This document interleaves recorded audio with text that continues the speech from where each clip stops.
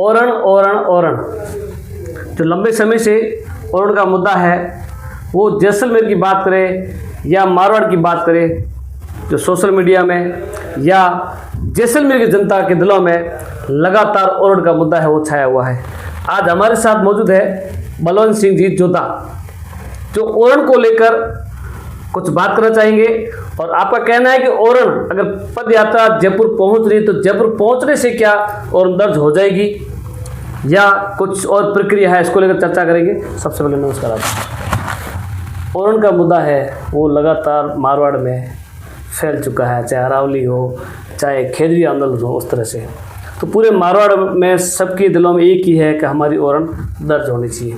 जो पद यात्रा है वो जयपुर की रवाना हुई है और जोधपुर क्रॉस कर चुकी है।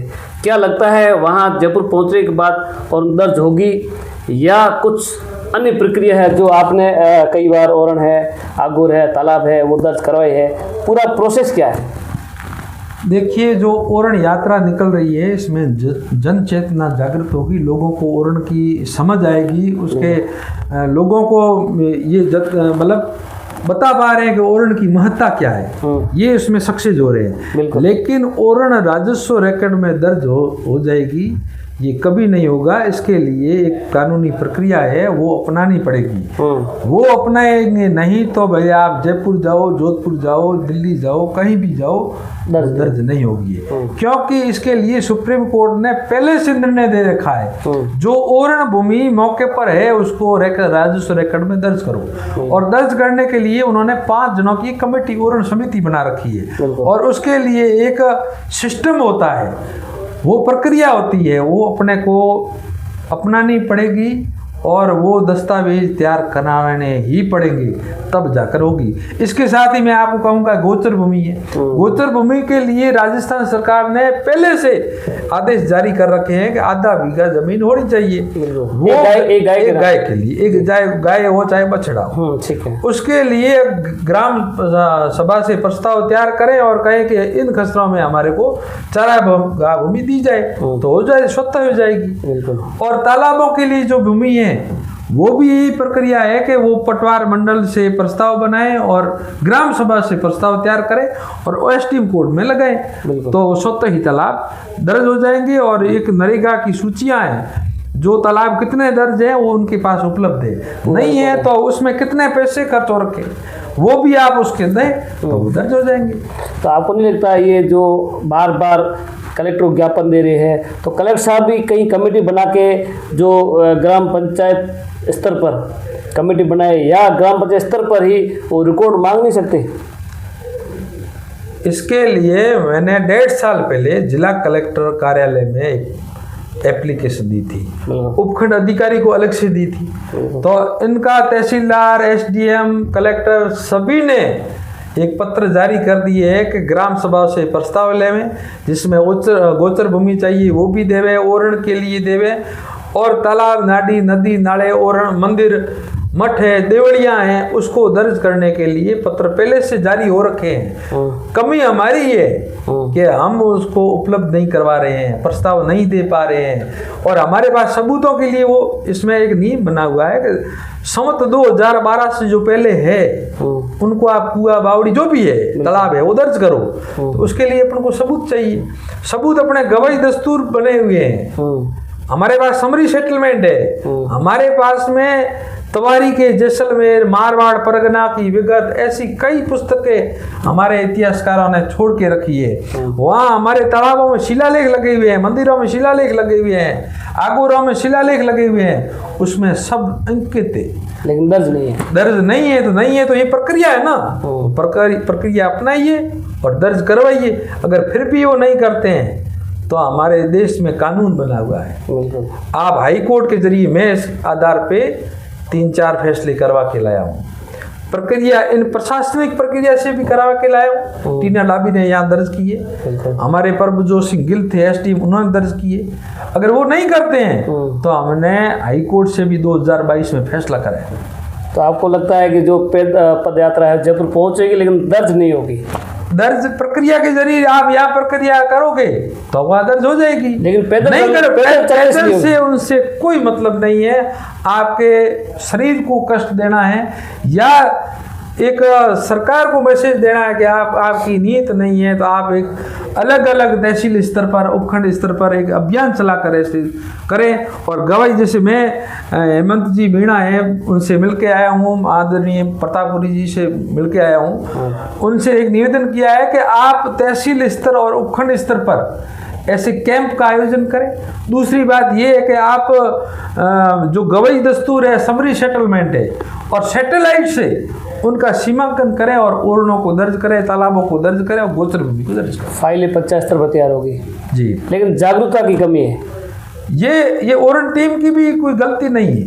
जागरूकता की कमी है। आम व्यक्ति जो गांव में जो बैठा है उनकी जिम्मेदारी है, जो भावना रखता है कि हमारी प्रकृति है, हमारे ओरण है, हमारी तालाब है, हमारी गोचर है, हमारे कुएं बावड़िया है, हमारे मंदिर मठ हैं, ये सुरक्षित रहने चाहिए, राजस्व में दर्ज होने चाहिए। इसके लिए आम व्यक्ति को जागृत होना ही पड़ेगा। लेकिन ये मैसेज जैसे आप बता रहे हो, तो ये आप प्रतापपुरी जी महाराज से भी मिले जो पोखरण विधायक है, तो उन्होंने ये बात तो नहीं रखी।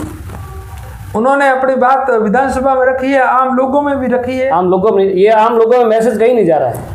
नहीं जा रहा है तो मैंने तो सोशल मीडिया के जरिए कई और लोगों को बताया भी। आपको सुनेगा भी तो कौन सुनेगा, क्योंकि जब जनप्रतिनिधि आगे नहीं बता रहे हैं कि प्रोसेस यहाँ से स्टार्ट होता है, सरकार के पास सरकार वाले नुमाइंदे हम ही हैं। मेरे कहने का मैंने तो प्रतापपुरी जी को 10 दिन पहले बताया जैसे, तो उनको खुद को भी ऐसी बात को, हर आदमी को इस हर बात की जानकारी हो जरूरी नहीं। मैं आज इस फील्ड में 15 सालों से काम कर रहा हूँ, लेकिन मुझे भी 2-3 साल पहले ही जानकारी मिली। मुझे भी जानकारी नहीं थी, मैं काम कर रहा था फिर भी जानकारी नहीं थी, लेकिन किसी ने, अच्छे व्यक्ति ने मुझे ये जानकारी दी कि इस प्रक्रिया से होता भी है, तो मुझे जानकारी मिली और सबूत कहाँ से इकट्ठे हो वो भी मिली।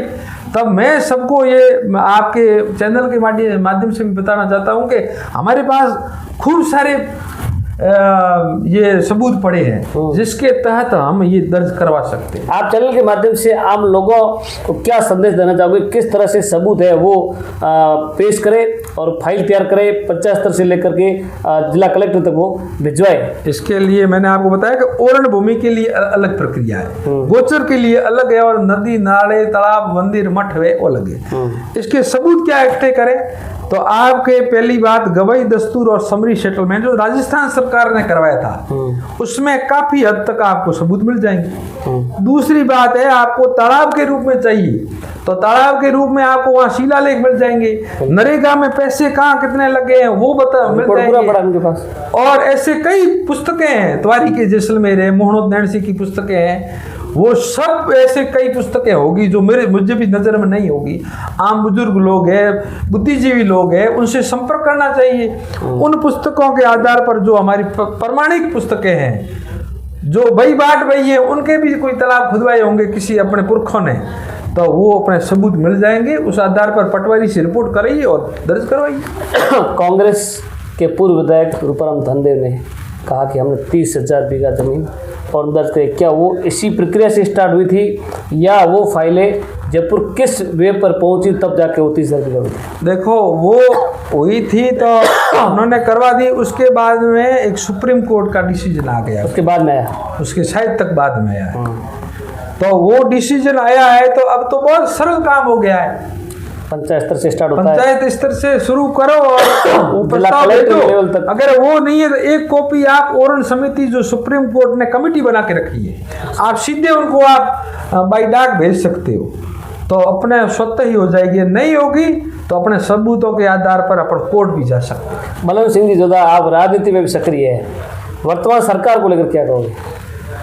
वर्तमान सरकार की तो मैं समझता हूँ सरकार में जो उच्च स्तर पर लोग बैठे हैं उन लोगों को, यहाँ के जो लोग आम भाव से जो कुएं बावड़ी तालाब जिनके हैं उनकी भावना को समझ नहीं पा रहे। स्थानीय विधायक समझ सकते, लेकिन जो अधिकारी और जो नेता लोग बैठे हैं उनको इन लोगों से कोई मतलब नहीं है। वो भावना को नहीं समझ रहे हैं कि ये पैदल घूम रहे हैं, इतने परेशान हो रहे हैं, तो इसके लिए एक अलग से ऐसा सुप्रीम कोर्ट से अपने पास आदेश भी आ रखा है, तो उस आधार पर एक कैंप लगाकर ये अलग से टीम लगाकर ये दर्ज की जाए, वो ये नहीं कर रहे थे, ये सरकार की गलत नीति। लेकिन जनता है वो जो स्थानीय जनप्रतिनिधि उनको कोस रही है।